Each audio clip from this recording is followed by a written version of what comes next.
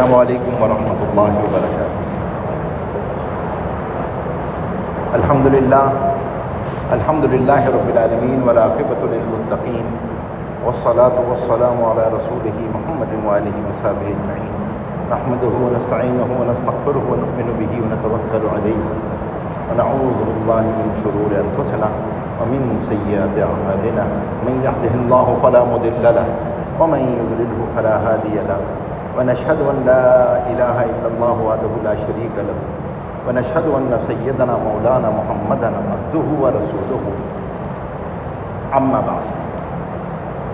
آپ حضرات جو پیچھے ساتھی بیٹھے ہوئے ہیں، اگر کوئی تکلیف نہ ہو تو آگے تشریف لے آئیں، کیونکہ مسجد کے اندر پیچھے سے جب مجمع آتا ہے اور وہ کندھے پھلانگتا ہے تو اس کا بڑی سخت وعید ہے، لیکن جب جگہ خالی ہوتی ہے تو مجبوری بھی ہوتی ہے آنے والے کو جگہ پر کرنی ہوتی ہے۔ تو مسجد کا ادب یہ ہے نماز سے پہلے بھی اور نماز کے بعد بھی کہ اگلی صفوں کو پر کیا جائے اور اس کے بعد پھر ہم پیچھے بیٹھیں، الا یہ کہ کسی کی معذوری ہے یا مجبوری ہے تو پھر بات اور ہے۔ اللہ جل شانہ نے یہ جو مساجد بنائی ہیں، یہ اللہ تبارک و تعالیٰ نے انبیاء کرام علیہ السلام کو حکم دیا ہے، اور قرآن کریم میں اللہ جل شانہ نے سورہ توبہ میں مسجد آباد کرنے والوں کی علامتیں بتائی ہیں کہ مسجد کون لوگ آباد کرتے ہیں۔ ہمارے شیخ تھے حضرت مفتی زین العابدین صاحب نور اللہ مرکزہ، مفتی صاحب فرمایا کرتے تھے کہ ایمان کو ایمان کی علامتوں سے تلاش کیا۔ اللہ نے قرآن کریم میں ایمان کی ڈیفینیشن نہیں بیان کی، علامتیں بیان کی۔ ہدایت یافتہ لوگوں کی ڈیفینیشن نہیں ہے، علامتیں، کہ علامت صراط مستقیم ڈیفینیشن نہیں ہے، علامتیں۔ تو اپنے ایمان کو ایمان کی علامتوں سے تلاش کرنا چاہیے۔ تو اللہ تبارک و تعالیٰ نے فرمایا کہ مسجد کو کون آباد کرے گا، اس کی کیا علامتیں ہوں گی؟ اس کی علامت یہ ہوگی کہ وہ اللہ پر ایمان رکھنے والا ہے، آخرت پر ایمان رکھنے والا ہے، نماز قائم کرنے والا ہے، زکوٰۃ ادا کرنے والا ہے، اور اللہ سے ڈرنے والا ہے، اللہ سے ڈرنے والا ہے۔ اور پھر آخر میں کہ یہی ہدایت یافتہ لوگ ہیں، یہی ہدایت یافتہ لوگ ہیں۔ اچھا، جہاں جہاں پہ تقویٰ اور اللہ کا خوف آتا ہے وہاں ایک چیز کلیئر کر دوں، کیونکہ ہماری خواتین بیچاری اس آیت کو پڑھ کر پریشان ہو جاتی ہیں کہ فطری خوف اس پہ نہیں آتا۔ مطلب کسی کو سانپ بچھو سے ڈر لگتا ہے تو وہ انسان کا ایک نیچرل فینومینا ہوتا ہے، وہ اس میں نہیں ہے۔ یہاں پہ تقویٰ ہو یا اللہ کا خوف ہو، اس سے مراد یہ ہے کہ اللہ کی محبت میں اللہ کی نافرمانی سے بچ جانا ہے، یہ ہے۔ مطلب ہم کسی کو گھر والوں کو جا کے کہ چھپکلی سے ڈرتی ہو، اللہ سے ڈرنا چاہیے، چھپکلی سے مت ڈرو، وہ بھائی اس کے اندر خوف ہے، وہ چھپکلی سے ڈرتی ہے نا، بلی سے ڈرتی ہے، کسی کو کتے سے خوف آتا ہے، تو وہ اس میں یہ آیت نہیں پڑھنی چاہیے۔ اس آیت تقویٰ کسے کہتے ہیں؟ جو اس آیت پہ علامت ہے کہ متقی لوگ مسجدیں آباد کرتے ہیں، تقویٰ کہتے ہیں اللہ کے محبت میں، اللہ کی محبت میں اللہ کی نافرمانی سے بچ جانا، کانشیسنس یہ ہو۔ پانچوں جگہ پہ اپلائی ہوتا ہے وہ، عقائد میں بھی، ایمانیات میں بھی، عبادات میں بھی، معاملات میں بھی، معاشرت میں بھی، اخلاقیات میں۔ تو فرمایا مسجدیں آباد کون کرے گا؟ جو یہ ہو۔ اسی لیے فرمایا کہ مسجد آنے جانے والے کے ایمان کی گواہی دو، اور اسی لیے علماء نے لکھا ہے کہ ایمان جو ہوتا ہے وہ آڈیٹیبل آئٹم نہیں ہے کہ آپ کسی کا آڈٹ کرنا شروع کر دیں۔ ایمان اسلام کا تو آڈٹ ہو سکتا ہے، بیہیویئر کا آڈٹ ہو سکتا ہے، ایمان کا نہیں ہو سکتا، کیونکہ ایمان یہاں پہ ہوتا ہے، الایمان ہا ہنا۔ وہ تو آپ اس کے آنے جانے والے پہ اس کے ایمان کی گواہی دو گے، اس نے کلمہ پڑھ لیا، اس کے ایمان کی گواہی دو گے۔ اب آپ کو آڈٹ کرنے کا اختیار نہیں ہے، نہیں مجھے لگ رہا ہے مڑا کہ یہ تم نے صحیح نہیں پڑھا۔ who you are، آپ کون ہے بھائی جو آپ اس کو آڈٹ کریں گے؟ تو فرمایا اس کی گواہی دو. اتنی زبردست چیز بنائی, آپ سوچیں اتنا بڑا اجر ہے اس کا. حضور پاک صلی اللہ علیہ وسلم نے ہجرت کے بعد جو سب سے پہلا عمل کیا ہے, قبا رکے ہیں, مسجد بنائی ہے. مدینہ میں داخل ہوئے ہیں, مسجد بنائی ہے. کیوں؟ کیونکہ مسجد مسلمانوں کے اجتماع کی جگہ ہے.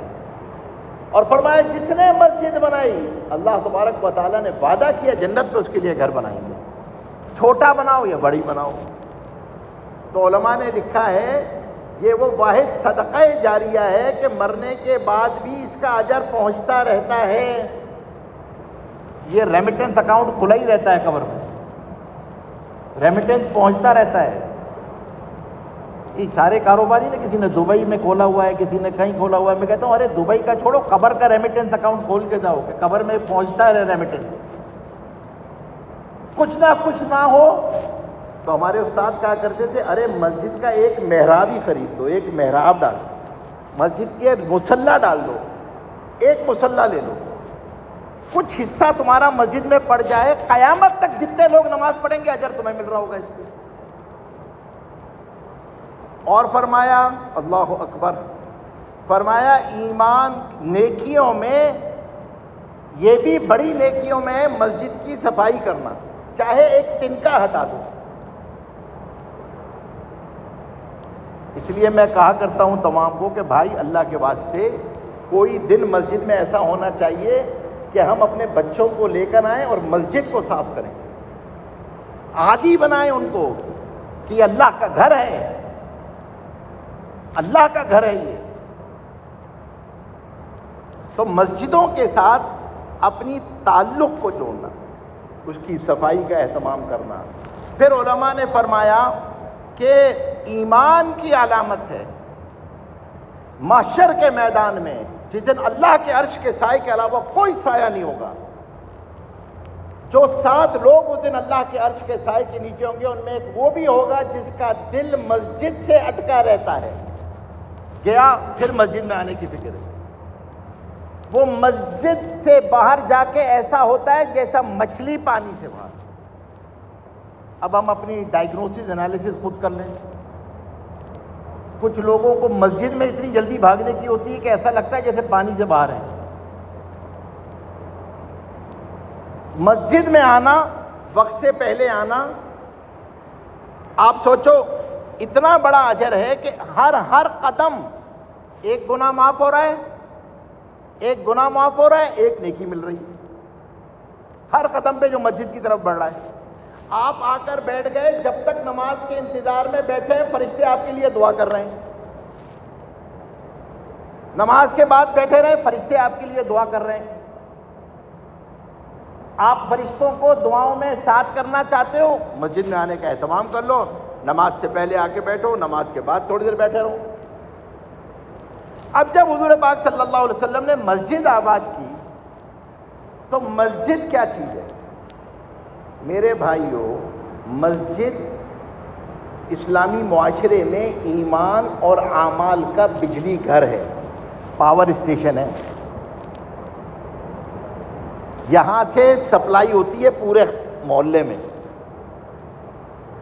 یہاں اعمال ہو رہے ہوں گے, مسجدیں آباد ہوں گی, سپلائی چین چل رہی ہوگی. تو فرمایا مسجدوں کے اعمال کیا ہیں؟ مسجدوں کی آبادی کیا ہے؟ مسجدوں کی آبادی حضور پاک صلی اللہ علیہ وسلم نے آ کے بتائی. مسجد کے اندر مسجد مکتب بھی ہے, مسجد مدرسہ بھی ہے, مسجد مشورے کی جگہ بھی ہے, مسجد پڑوسیوں کی خیر خواہی کی جگہ بھی ہے. آپ سوچو نماز کی جگہ تو ہے ہی, نماز کی تو آبادی کرنی ہے. ادب بتائے مسجد کے. آپ سوچو اتنا پروٹوکول بتایا کہ پہلی صف میں امام کے پیچھے وہ کھڑا ہوگا جس کو امامت آتی ہو, کہ اگر امام کو عذر لائق ہو گیا تو آگے بڑھ کے نماز تو پڑھا دے, ورنہ نماز کون پڑھائے گا؟ یہ پروٹوکول سکھایا. مسجد کے اندر کون دے گا؟ اذان کون دے گا؟ اذان کا اجر بتایا. اللہ تبارک و تعالیٰ محشر کے میدان میں وہ لوگ دور سے پہچانے جائیں گے جو مؤذنین ہوں گے, اذان دینے والے ہوں گے. اور پھر فرمایا کہ یہ دعوت کی جگہ ہے. جتنے غیر مسلم آتے تھے قید میں آتے ہوں یا ملنے کے لیے آتے تھے، یہ جو صفہ کا چبوترا ہے نا، آپ لوگ گئے ہوں گے مسجد نبوی میں، تو اس سے ہٹ کر دو ستون ہیں. ایک ستون تو وہ ہے جہاں صفہ والوں کے لیے کھانا رکھا جاتا تھا، ایک ستون وہ ہے جہاں پر قیدیوں کو رکھا جاتا تھا اور مہمانوں کو ٹھہرایا جاتا تھا جو غیر مسلم ہوتے تھے، کہ وہ مسلمانوں کے اعمال دیکھیں. ہمارے ہاں سے کم قسمتی ہے، میں کہا کرتا ہوں یہ کم قسمتی ہے، یہ 3.5 کروڑ کا شہر ہے. آپ مجھے بتائیں، کوئی غیر مسلم آ کے کہہ دے مفتی فرحان صاحب مجھے ذرا کوئی ایسی جگہ بتا دیں، میں ذرا جا کے بات کرنا چاہتا ہوں، کوئی چائے وائے پینا چاہتا ہوں، کوئی مسجد کے پاس کوئی ایسی جگہ جہاں میں ان سے جا کے مکالمہ کر سکوں مسجد میں، آپ برداشت کریں گے؟ حوصلہ ہی نہیں ہے ہم میں کہ ہم غیر مسلم کو اپنے قریب لا سکیں. مسجد نبوی کا عمل تھا مستقل. یہ مسجد نبوی کے اندر مکتب تھا. حضور پاک صلی اللہ علیہ وسلم فجر کے بعد بیٹھتے تھے، مشورہ ہوتا تھا. یہ جو صبح کا مشورہ ہے نا، مسجد میں بیٹھ جانا، آپس میں ملنا، یہ حضور پاک صلی اللہ علیہ وسلم کا مستقل عمل ہے. ہمارے شیخ فرمایا کرتے تھے، مولانا عیسی رحمۃ اللہ علیہ کا مقولہ ہے، تمام مساجد مسجد نبوی کی بیٹیاں ہیں، ہر مسجد کی نسبت مسجد نبوی سے ملتی ہے. اس کی ٹریسیبلٹی جو ہے نا وہ مسجد نبوی ہے. مسجد نبوی میں کیا ہوتا تھا؟ اسباب کے اعتبار سے بہت کم تھی. تمیمداری نے پتہ کب جا کے وہ چراغ جلایا ہے، پہلے دن تو چراغ بھی نہیں تھا. حضرت عمر رضی اللہ تعالیٰ عنہ نے بجری کے جب خلافت آئی ہے، جب بجری ختم کی اور اس کو صاف کیا ہے، ورنہ تو بجری تھی. لیکن اعمال کے اعتبار سے آباد تھی. فجر کے بعد حضور پاک صلی اللہ علیہ وسلم کا مشورہ ہوتا تھا، سب بیٹھتے. جو نماز میں حاضر نہیں ہوتا تھا حضور پوچھتے فلاں آدمی نہیں آیا ہے، فلاں نہیں آیا ہے، فلاں نہیں آیا ہے، بھائی اس کی خیر خبر لو، خدا نخواستہ بیمار تو نہیں ہے، کوئی نہیں ہے. یہ مسجد نبوی کا عمل تھا، مسلمانوں کی معاشرت ہے. یہ بھائی پڑوس کی خیر خبر لینا، مسلمانوں کے ملنے کی جگہ کلب نہیں ہے، کلب نہیں ہے. آپ کرکٹ گراؤنڈ میں ملیں، گولف گراؤنڈ میں ملیں، یہ مسجد مسلمانوں کے ملنے کی جگہ مساجد ہے. مسجد میں ایک دوسرے کی خیر خبر رکھنا، بھائی کوئی خدا نہ خواستہ بیمار تو نہیں ہے، بھائی اس کی عیادت کر لو، جا کے پوچھ لو، جا کے کوئی پریشانی تو نہیں ہے، کسی کے اندر خوشی ہے، غمی ہے، کوئی چلا گیا ملے. یہ مسجد کا عمل ہے. پھر آپ سوچو جو لوگوں کو مسجد کی طرف بلانے والا ہے وہ اللہ کا ریپریزنٹیٹو ہے نا، کتنا بڑا اجر ہے. وہ بھی عرش کے سائے کے نیچے ہے جو لوگوں کو نماز کی طرف بلانے والا ہے.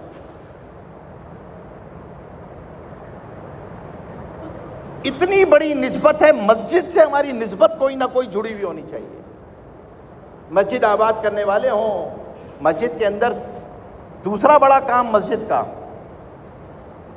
ہمارے شیخ فرمایا کرتے تھے کہ یہ نیکیوں کا دسترخوان ہے، اعمال کا ریسٹورانٹ ہے. تو میں ہر مسجد والوں سے کہتا ہوں کہ بھائی اس کے اندر ہر ایج گروپ کا کوزین ہونی چاہیے نا.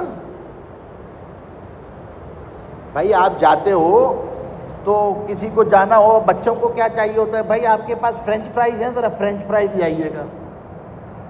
کسی کو کوئی، کسی کو کچھ، کسی کو کچھ.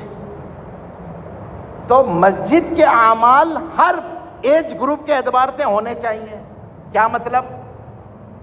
اس کی ایمانی تربیت، روحانی تربیت، معاملات کی تربیت، معاشرت کی تربیت، اخلاقیات کی تربیت. 5 چیزوں کا نام دین ہے. سب کے بننے کی جگہ مسجد ہے. اور سب سے بڑا کام مسجد کا آج کے دور میں میرا تعلق ہے شعبہ تعلیم سے. 2.5 سال کے بچے سے لے کے 60 سال کے لوگوں کو پڑھا ہی رہے ہوتے ہیں. یہی کام ہے ہمارا. نسل نو کی اگر آپ نے حفاظت کرنی ہے، اولادوں کی حفاظت کرنی ہے، اللہ کے واسطے مسجدیں آباد کرو بچوں سے، ان کو مسجد کے تعلق سے جوڑو۔ اگر آج میری پہلی صف میں، دوسری صف میں، تیسری صف میں فجر اور عشاء میں میرا اے لیولز اور او لیولز کا بچہ نہیں ہے تو مسجد اسٹیک پر ہے۔ فیملی کی سکسیشن پلاننگ نہیں ہوتی، مساجد کی بھی سکسیشن پلاننگ ہوتی ہے۔ اگر میرا نوجوان مسجد کے ساتھ جڑا ہوا نہیں ہے تو مسجد خطرے میں ہے نا، میں نے اس کو جوڑا ہی نہیں ہے مسجد سے، میرے پاس مکتب نہیں ہے، ایسا مکتب جو ان بچوں کو میں جوڑ سکوں، جتنی خوشی سے وہ اسکول جاتے ہیں اتنی خوشی سے اس مکتب میں آئیں۔ پوری دنیا میں اس پہ بہت کام ہوا ہے۔ ہمارے مفتی فرحان صاحب تو انگلینڈ میں رہتے ہیں، ان کو اندازہ ہوگا، اس وقت England, Sri Lanka, South Africa, Australia, یہ جو آفٹر اسکول مکاتب ہیں کہ بچہ اسکول جائے کہیں بھی جائے، مکتب میں 2 گھنٹے گزارے، یہ پریزرویٹو ہے اس کے ایمان کا، پریزرو رکھتا ہے اس کے ایمان کو۔ نہیں تو آپ جس اسکولنگ سسٹم میں ڈالتے ہیں وہ تو ایک نیا مذہب ہے جو پڑھاتے ہیں، وہاں تو آخرت کا ذکر نہیں ہے، وہ تو ماڈرنٹی ہے، وہاں تو خدا بیزاری ہے، وہاں تو آخرت بیزاری ہے، وہاں تو اپنی خواہشات مذہب ہیں۔ تو ہمیں مکتب کو زندہ کرنا ہے، اپنے بچوں کو قرآن سے محبت پیدا کرنا، حافظ قرآن بنانا بچوں کو، اس کے لیے مسجد ہے، اپنی اولادوں کی فکر کرنا۔ اور پھر اسی طرح چلے وہ بچہ نہیں آ سکا، اب نوجوانوں کی فکر کرنا۔ کوئی دن ایسا ہونا چاہیے نا جس دن سارے بچے آئیں میرے پاس، صرف نوجوان آئیں، ماں باپ نہیں، صرف نوجوان، اور ان کو سوال پوچھنے کی اجازت ہو کہ پوچھو کیا پوچھتے ہو، ان کی دعوت کرو، ان کو پیزا کھلاؤ، ان کی دعوت کرو، ان کی ضیافت کو مسجد سے جوڑو۔ خدا کی قسم اگر میں نے نہیں جوڑا نا تو جس کھیتی کا رکھوالا کھیتی سے غافل ہو جاتا ہے نا، اس کھیتی کو چڑیاں چگ جاتی ہیں۔ ہماری کم قسمتی یہ ہے کہ یہ جو ہماری جنریشن ہے نا بچوں کی، اور اسپیشلی جو جینزی ہیں، یہ بیچاری ایک آرفن جنریشن ہے، یہ ایک یتیم نسل ہے، کسی کے پاس اس کے لیے ٹائم نہیں ہے، ہر کوئی بزی ہے، ان کی اماں بھی بزی ہیں، ابا بھی بزی ہیں، سب بزی ہیں، دادا بزی ہیں، نانا بزی ہیں، سب بزی ہیں۔ اس بچے کا مربی ہم نے سوشل میڈیا کو رکھا ہے، وہ اس کی تربیت کرتا ہے، کیونکہ ہمارے پاس تو ٹائم ہے نہیں۔ اللہ تبارک و تعالیٰ نے قرآن کریم میں 2 چیزیں ایسی بیان کی ہے، بیک وقت نعمت ہے اور بیک وقت آزمائش ہے، ایک مال اور ایک اولاد۔ حق ادا کر دیا تو اس سے بڑی نعمت کوئی نہیں، اولاد سے بڑا صدقہ جاریہ کوئی نہیں، اور اگر حق ادا نہ کر سکے تو اس سے بڑی آزمائش کوئی نہیں۔ حدیث میں آتا ہے محشر کے میدان میں ماں باپ سے پہلے حساب کتاب ہوگا، اولاد سے بعد میں حساب کتاب ہوگا۔ بچہ فطرت پہ پیدا ہوتا ہے، ماں باپ اس کو یہودی یا عیسائی بناتے ہیں۔ آپ بتائیں اس بچے کا کیا قصور ہے؟ وہ تو یہ جو بچہ ہے نا، یہ تو آئیڈینٹی کرائسس کا شکار ہے، اس کو پتہ ہی نہیں چلتا میری شناخت ہے کیا۔ اسکول میں جاتا ہوں تو گھنگرو کی چھنکار سنتا ہوں، جن معلمات کو دیکھتا ہوں ان کے سروں پہ پردہ نہیں ہوتا، گھر آتا ہوں تو وہ کہتے ہیں نماز پڑھو، وہ کہتے ہیں نماز، اسکول کہتا ہے نماز سے کچھ نہیں ہوتا۔ جن 2 سوشل میڈیا کے ساتھ بیٹھتے ہیں وہ کہتے ہیں مائی وے اور the high way, this is my life, this is me business. آپ سوچیں آپ نے اس بچے کو کس گنجلک آئیڈینٹی کرائسس میں ڈال دیا ہے۔ اس کی وجہ کیا ہے کہ آپ نے کوئی ایسی جگہ ہی نہیں بتائی جس سے اس بچے کو ایمان کی آکسیجن مل پاتی۔ کسی کا قصور نہیں ہے، ماں باپ۔ یاد رکھیے بچے کی شخصیت سازی میں دین بھی یہی بتاتا ہے، آج ماڈرن سائیکالوجی بھی یہی کہتی ہے، صرف 2 کردار بہت اہم ہوتے ہیں، کیونکہ شخصیت 11 سال میں بن چکی ہوتی ہے، اس کے بعد تو آپ ہیمرنگ کرتے ہیں صرف۔ پرسنالٹی پرسونا بن چکا ہوتا ہے 11 سال میں. اس میں 2 کردار بہت اہم ہوتے ہیں. سب سے پہلے ماں باپ, اس کے بعد استاد. اس لیے میں استادوں کو کہتا ہوں اللہ کے واسطے, ماں باپ کو کہتا ہوں اللہ کے واسطے, اللہ کا تعارف محبت کے راستے سے کراؤ, خوف کے راستے سے مت کراؤ. اللہ میاں دیکھ رہے ہیں, اللہ میاں ماریں گے, اللہ میاں غصے ہوں گے, اللہ میاں. بچہ بھی کہتا ہے کیا پرابلم ہے بھائی, نیچے بھی مار, اوپر بھی مار, ہر جگہ مار.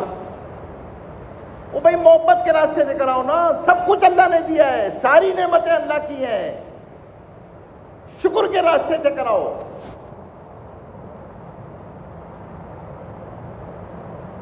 غیر اختیاری طور پہ ماں باپ جو چیز اپنی اولاد میں منتقل کرتے ہیں نا, ٹرانسفر کرتے ہیں, استاد اور ماں باپ, وہ ان کا بیہیویئر ہوتا ہے, ان کی بول بچن ہوتا ہے, ان کا رویہ ہوتا ہے. بچہ تھوڑی جھوٹ بولتا ہے, بچہ تو سچ بولتا ہے. وہ تو ماں باپ سکھاتے ہیں, کہہ دو ابا گھر پہ نہیں ہے, وہ کہتے ہیں ابا تو نظر آ رہے ہیں, کہہ رہا ہوں نا گھر پہ نہیں ہے.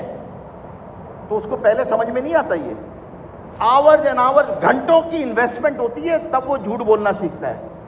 اب وہ زندگی میں جب جھوٹ بولتا ہے, یہ گناہ جاریہ ماں باپ کے کھاتے میں جاتا ہے.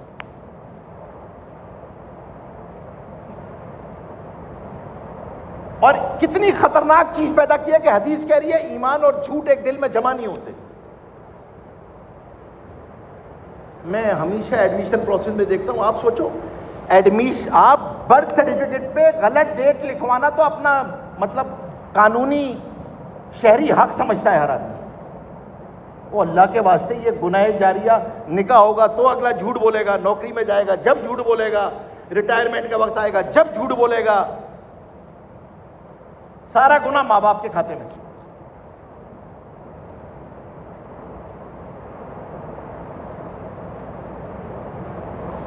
ہم گھروں میں اللہ کے واسطے اپنا ماحول قائم کریں, مساجد میں مکاتب قائم کریں, مساجد میں سیٹرڈے سنڈے کی کوئی کلاسز قائم کریں جہاں نوجوانوں کو جوڑیں. ہر مسجد میں ایک ایسا جماعت ہونی چاہیے کہ ہم بچوں کو لے کے جائیں اور ان کو جوڑیں کہ بھائی ہم شہری ہیں, ہم کراچی ہیں, ان پہ حق ہے کچھ مسافروں کا, ہمارے مال کے اندر حق ہے. وہ بیچارے بیٹھے ہوئے جنا ہاسپٹل میں, وہ انڈس میں, وہ کہیں, کبھی ان بچوں کو لے کے جائیں, ان کو بریانی دے, بھائی آج ہم فلاں جنا اسپتال کے مسافروں میں جا کے بانٹیں گے. کل اللہ قیامت میں پوچھے گا نا یہ مسافر بھوکا تھا, بیٹھا ہوا تھا, تم لوگوں کے تو کھانا شادیوں میں بچ کے ضائع ہوا, وہ مسافر بھوکا سویا, تمہارے اوپر حق تھا نا. ان کو کبھی آپ یتیم خانے میں لے جاؤ, آرفن یارڈ میں لے جاؤ, ان بچوں سے ملاؤ جن کے ماں باپ نہیں ہوتے, تاکہ انہیں ماں باپ کی قدر آئے. صفائی کرواؤ محلے کی, اس کو فطرت سے جوڑو, مسجد سے جوڑو. بچوں کو قابو کرنا ذمہ داری نہیں ہے ہماری, تربیت کرنا ذمہ داری ہے. تربیت کرنا ذمہ داری ہے. اور ایک اہم بات, سوشل میڈیا سے اللہ کے واسطے خود بھی بچو, اس کو بھی بچاؤ. مفتی تقی عثمانی صاحب دامت برکاتہم تو فرماتے ہیں جب اکیلے ہو نا, when you are alone, خلوت میں ہو, تو don't touch mobile, mobile touch نہیں کرنا. یہ ایمان کے لیے خطرہ ہے. قاری سدیس کو سنتے سنتے اللہ جانے کیا آ جائے گا. تو قاری سدیس تو رہ جائیں گے پیچھے اور وہ غالب. میتھمیٹکس ہے نا, minus into plus is equal to minus. ذہن میں تو مائنس رہے گا, پازیٹیو تھوڑی رہے گا. دنیا نے پابندی لگا دی, ہم تو اللہ چاہے ایک اندھی تقلید کرنے والے لوگ ہیں. نشہ ہے, کیونکہ یہ نشہ ہے نا, دنیا نے مان لیا نشہ ہے. سویڈن نے پابندی لگا دی, انگلینڈ نے پابندی لگا دی, آسٹریلیا نے پابندی لگا دی, دنیا پابندی لگاتی ہوئی جا رہی ہے. نو مور ٹیپس. کوئی میڈیا, کوئی سوشل میڈیا اکاؤنٹ نہیں کھول سکتا بچہ, کچھ نہیں. کیوں؟ اس لیے نہیں کہ دین کا مسئلہ ہے, اس لیے کہ نسل معذور ہو رہی ہے. اگر 35 آورز ان اے ویک اس کا اسکرین ٹائم ہے تو 5 سیکنڈ اس کا اٹینشن اسپین ہے. یہ جو دماغ ہے نا, اس کی کرنسی کا نام ہے اٹینشن. برین کی کرنسی اٹینشن ہے، فوکس ختم ہوتا جا رہا ہے، بڑوں کا ختم ہوتا جا رہا ہے، لسننگ اسکل ہی نہیں ہے، آپ کی طرف دیکھ رہے ہوتے ہیں، سوچ کہیں اور رہے ہوتے ہیں، فوکس آؤٹ ہے۔